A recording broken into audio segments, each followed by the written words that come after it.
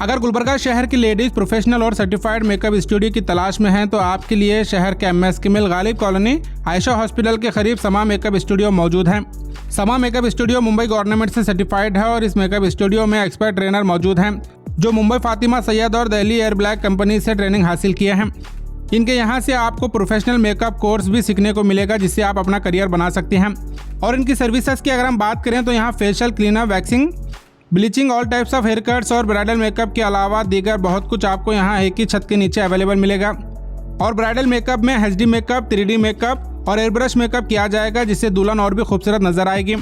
समा makeup studio Gulbarga शहर में टॉप क्वालिटी ब्रांड यूज करने के लिए जाना जाता है। आपकी शादी हो या कोई स्पेशल ओकेशन हो, समा मेकअप स्टूडियो आपके लिए बेस्ट ऑप्शन रहेगा। अगर आप भी एक प्रोफेशनल मेकअप स्टूडियो में मेकअप करवाना चाहते हैं या फिर प्रोफेशनल मेकअप सीखना चाहते हैं तो आप गुलबर्गा MSK मिल गालिब कॉलोनी में मौजूद समा मेकअप स्टूडियो को विजिट कर सकते हैं या फिर आप मज़ीद जानकारी के लिए स्क्रीन पर दिए नंबर पर कॉन्टैक्ट करें।